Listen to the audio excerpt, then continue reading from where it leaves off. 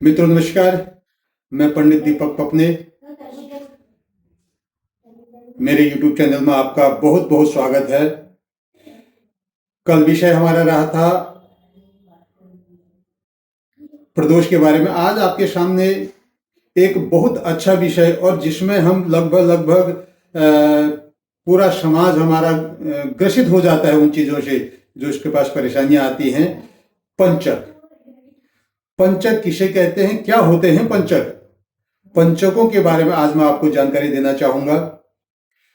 27 नक्षत्र है, 28वां नक्षत्र अभिजीत नक्षत्र है। तो इन 27 नक्षत्रों में 5 नक्षत्र जो विषैले कहे जाते हैं, अर्थात उन नक्षत्रों में कोई भी अगर घटना होती है उसमें व्यक्ति भ्रमित हो जाता है, उसके मन में शंकाएं हो जाती हैं। इन 5 नक्षत्रों के कारण ही इसे हम पंचक नाम से जानते हैं। 27 नक्षत्रों में 5 नक्षत्र कहते हैं हम, लेकिन वो 4.5 नक्षत्रीय होते हैं, जिसमें धनिष्ठा, शतभिखा, पूर्वा भाद्रपद, भाद्रपद, उत्तरा भाद्रपद और रेवती, ये 5 नक्षत्र हैं। ठीक, इन 5 नक्षत्रों में जो धनिष्ठा नक्षत्र है, इसका तीसरा और चौथा चरण पंचक में आता है। शतभिखा पूर्व 4 के 4 चरण शतभिखा के, पूर्वा भाद्रपद नक्षत्र के 4 के 4 चरण, उत्तरा भाद्रपद नक्षत्र के 4 के 4 चरण और रेवती नक्षत्र के 4 के 4 चरण। तो 4.5 नक्षत्रों का जो हमारा ये समूह है उसे हम पंचक के नाम से जानते हैं। पंचक के विषय में बड़ा डर रहता है, बहुत शंकाएं रहती हैं कि पंचकों में ऐसा हो गया अब क्या होगा, पंचकों में वैसा हो गया अब क्या होगा।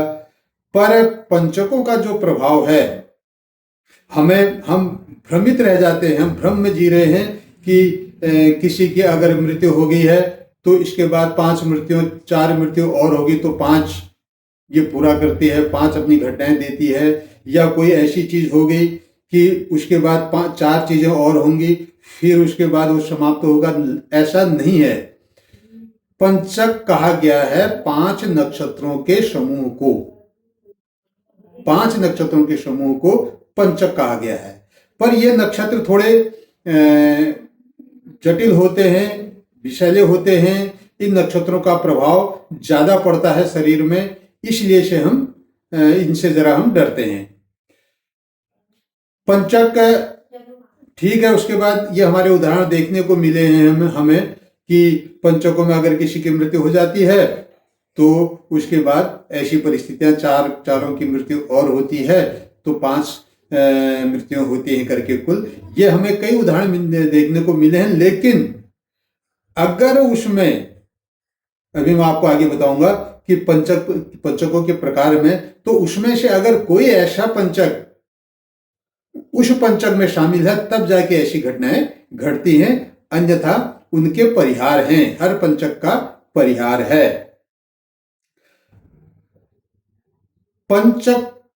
पंचकों में केवल 5 कार्य नहीं करने चाहिए। हम हर कार्य को, अगर पंचक में कोई कार्य करना है, हम देखते हैं कौन सा नक्षत्र है उसको देखते हैं, और उसके बाद देखते हैं ये पंचक चले हैं तो चले हैं तो ऐसा कार्य नहीं करना चाहिए। नहीं, पंचकों में मात्र 5 प्रकार के कार्य नहीं करने चाहिए। पहला कार्य है न गच्छेत दक्षिण दिशायाम। न गच्छेत दक्षिण दिशायाम अर्थात दक्षिण दिशा की यात्रा हमें इन नक्षत्रों में नहीं करनी चाहिए।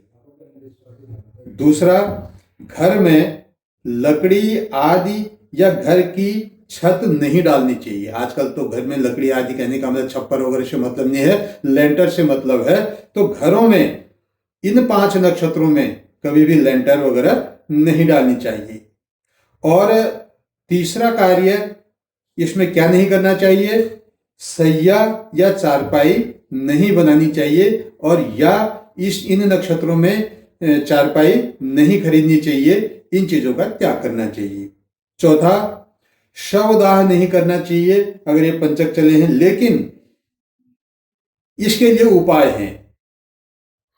इसके लिए उपाय क्या है कि कुशा के 5 पत्रक यानी शव बना करके उनका दाह करना चाहिए और उसके बाद शव का दाह संस्कार करना चाहिए।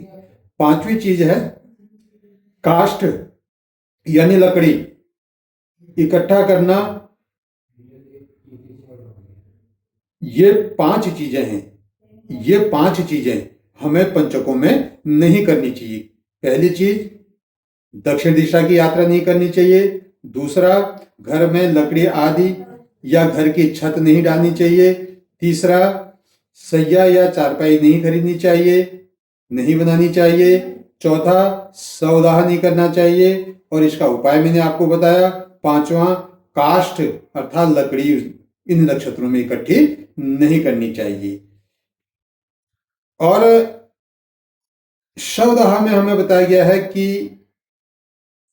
कुशा के 5-4 शव बना करके उनका दाह संस्कार कर लें। उसके बाद जब 13वीं हो जाती है, उसके बाद 13वीं के दिन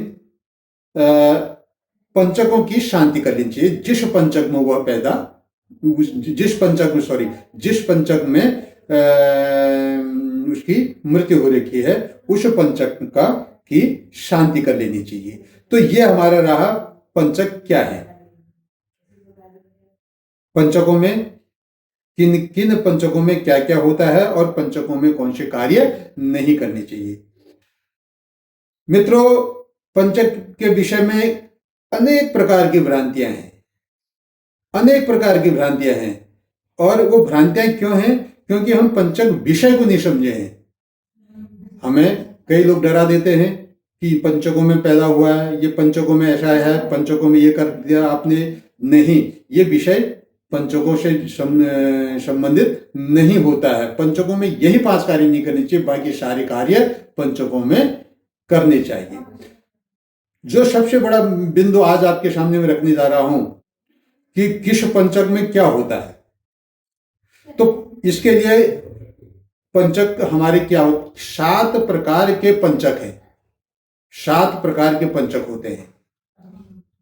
7 प्रकार के पंचक होते हैं। पहले मैंने आपको बताया कि पंचक कहते किन किन नक्षत्रों को पंचक कहते हैं और विषय ये चला है कि पंचकों में क्या कार्य नहीं करने चाहिए, क्या करने चाहिए। तीसरा जो हमारा बिंदु है कि पंचकों के प्रकार, पंचक होते कितने प्रकार के हैं और इनसे क्या क्या बीमारियां, कौन से पंचक में शुभ, कौन सा पंचक अशुभ, कौन सा पंचक रोग, तो ये मैं आपके सामने आज जानकारी आपको देने जा रहा हूं। 7 प्रकार के पंचक होते हैं। सबसे पहले, अब इसका निर्धारण कैसे किया जाए?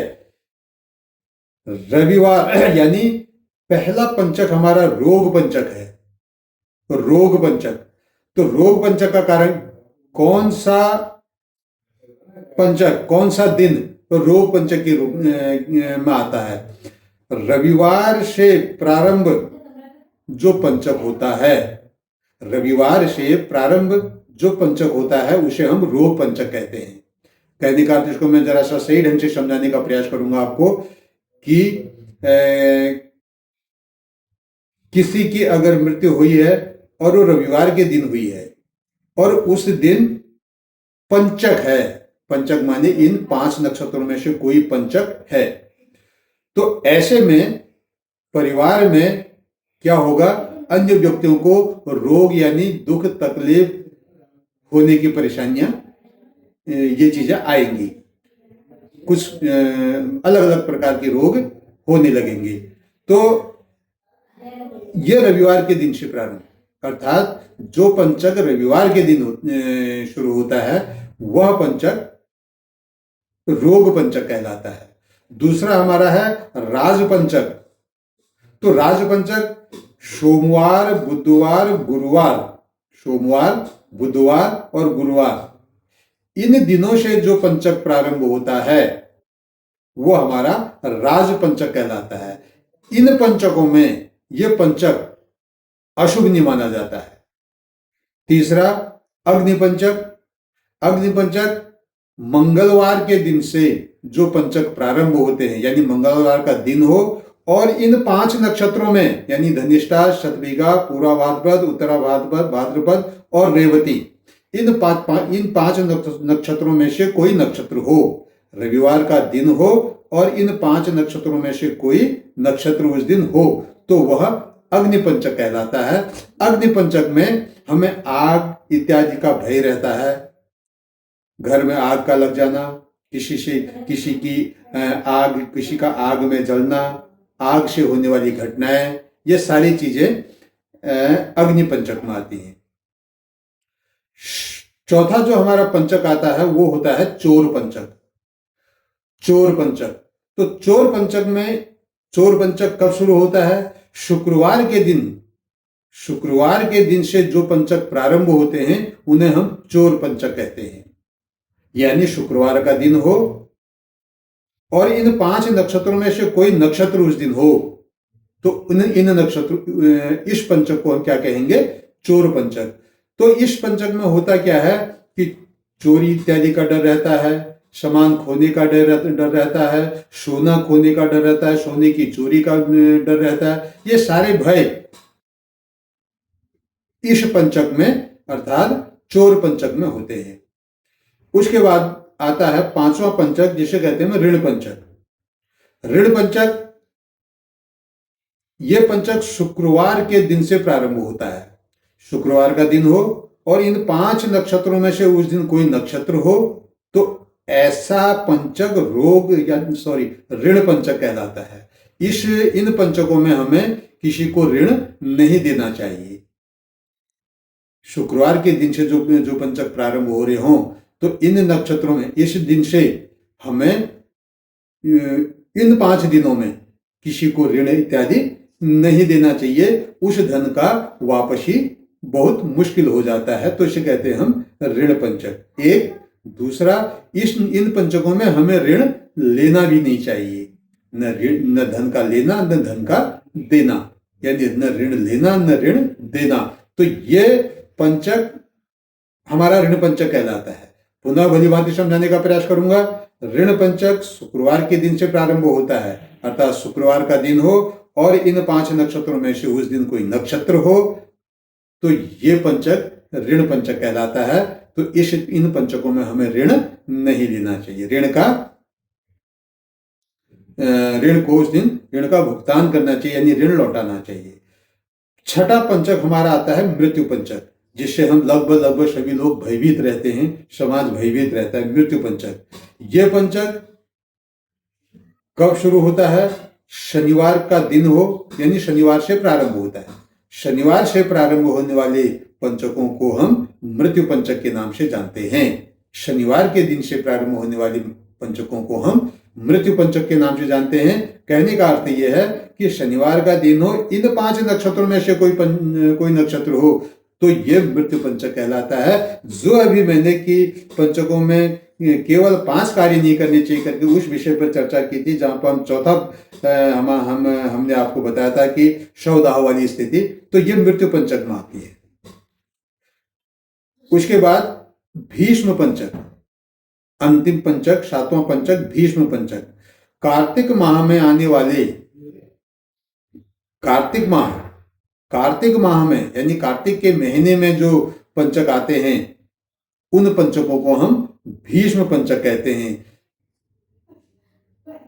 इन पंचकों में अर्थात भीष्म पंचक में हमें व्रत आदि इत्यादि रखने का बड़ा महत्व माना गया है और ये पंचक शुभ माने गए हैं। भीष्म पंचक शुभ माने गए हैं। इस पर कभी बाद में विशेष डिटेल से विस्तृत जानकारी आपको देने की कोशिश करूंगा। भीष्म पंचक, कार्तिक माह में आने वाले जो पंचक होते हैं उनको भीष्म पंचक कहते हैं और इन पंचकों में व्रत तप आदि का बड़ा महत्व माना जाता है।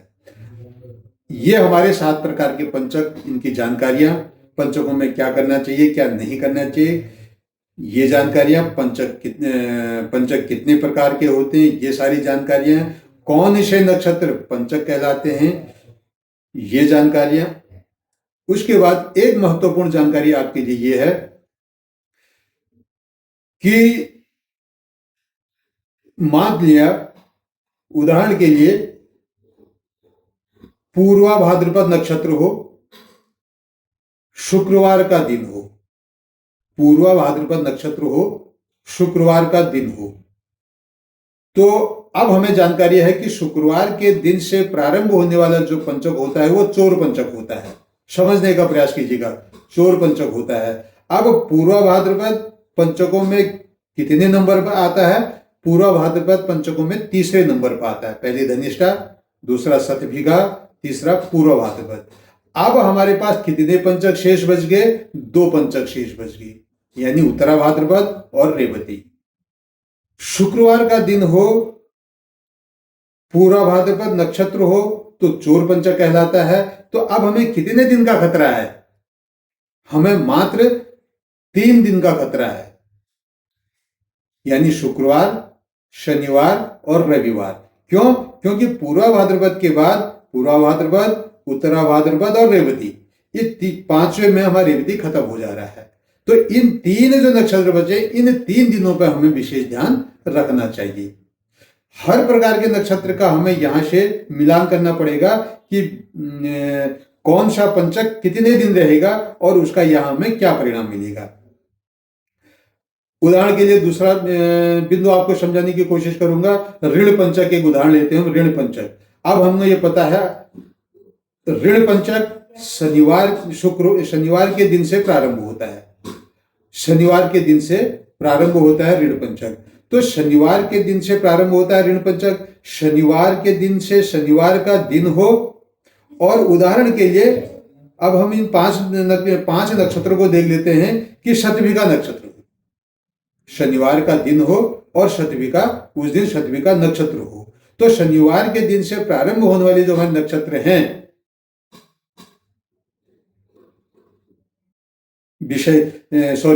शुक्रवार का दिन हो और शतभिगा नक्षत्र हो। ऋण पंचक पर हम चल रहे थे, शुक्रवार का दिन हो और शतभिगा नक्षत्र हो, तो इसमें यह हमारा ऋण पंचक कहलाता है। अब ऋण पंचक हमें ऋण से कितने दिन का खतरा है? ऋण से हमें अब शतभिगा नक्षत्र दूसरे नंबर पर आया, तो शतभिगा, पूरा भाद्रपद, उत्तरा भाद्रपद और रेवती। तो हमें मात्र 4 दिन का भय है ऋण लेने का। तो इन 4 दिनों में ही हमें ऋण नहीं लेना चाहिए। अब हमारा संशय क्या था, हम क्या चलते हैं कि पंचक माने 5 दिन, और हम उसी विषय को हर चीज में 5 चीजों को सूत्र मान करके उतना ही पूरा करते हैं। ये जरूरी नहीं है कि हमें 5 दिन ही उस कार्य को नहीं करें या उस कार्य को करें। जितने नंबर पर नक्षत्र आता है उसके बाद जितने नक्षत्र शेष रहते हैं उतने ही दिनों का उसका प्रभाव रहता है, उसके बाद वो स्वतः प्रभाव खत्म हो जाता है। तो इस विषय को समझने का प्रयास करेंगे। मित्रों, भीष्म पंचक ये बहुत महत्वपूर्ण पंचक है। इस पंचक को कभी विस्तार रूप से आपको जानकारी दूंगा, बहुत डिटेल से आपको समझाने का प्रयास करूंगा। तो इस प्रकार से हमारा पंचकों का विषय आज ये समाप्त होता है। आज का टिप ऑफ द डे है मित्रों, सिंह राशि, धनु राशि, जिन जातकों की भी सिंह राशि और धनु राशि है, सिंह राशि और धनु राशि, इन जातकों का अपने अपने बच्चों की कुंडलियों को, अपनी स्वयं की कुंडलियों को, सबको अपनी राशि का पता रहता है कि मेरी कौन सी राशि है। अपनी बच्चों की राशियों का पता रहता है कि हमारे बच्चों की कौन कौन सी राशियां हैं। तो सिंह राशि टिप ऑफ द डे में दे रहा हूं, सिंह राशि और धनु राशि पे ढैया इस समय चल रही है। 29 मार्च 2025 से ढैया चल रही है, और इस समय जिन जातकों की कुंडली में शनि गलत भाव में छठा, 8वां और द्वादश, इन भाव में छठा घर, हालांकि शनि का अपना कारक घर होता है, लेकिन अपना कारकत्व खत्म कर देता है यदि उसका शत्रु वहां पर कोई बैठा हो। अष्टम भाव, द्वादश भाव और तृतीय भाव, इन भाव में जिन जातकों की कुंडली में शनि बैठा है और उस पर किसी शुभ ग्रह की दृष्टि नहीं है, तो इन जातकों की, अर्थात सिंह राशि वाले जातकों की और धनु राशि वाले जातकों की इस समय ढैया चली है। तो ऐसे जातक जिनको इस समय ढैया चली है, अर्थात सिंह राशि और धनु राशि वाले जातकों को ढैया चली है और कुंडली में उनका शनि पीड़ित है, ग्रसित है, तो इस समय ऐसे जातक अपने स्वास्थ्य से, अपनी पढ़ाई से, अपने जॉब से, अपने प्रमोशन से, अपने परिवार से, कई प्रकार की समस्याओं से उनको जूझना, अपने स्वास्थ्य से कई प्रकार की समस्याओं उनको जूझना पड़ता है या जूझ रहे हैं। तो इसके लिए आज का जो उपाय है वो है कि शनिवार के दिन संध्या के समय अर्थात सूर्यास्त के बाद तेल की छाया, एक छाया पात्र ला करके घर में छाया पात्र ला करके सरसों का तेल उसमें भर करके तेल से पात्र पूरा भरा हुआ हो और उसमें अपनी छाया देख करके, अपने नाखून देख करके, और अंदर जो हमारे शरीर के अंदर जो शनि का प्रकोप गया है, शनि की नेगेटिविटी गई है, उसको निकालने का प्रयास करके, यानी एक हुंकार मारने हमने छाया में देख करके और ओम शनशनाय नमः करके इसका जप करके 4 या 5 बार करें इस प्रकार की प्रक्रिया को। उसके बाद उस तेल को शनि मंदिर में दान कराए, दे आए। तो ये इससे सिंह राशि और धनु राशि के जातकों को बहुत प्रभाव पड़ेगा। इससे इनकी समस्या 100% दूर होंगी।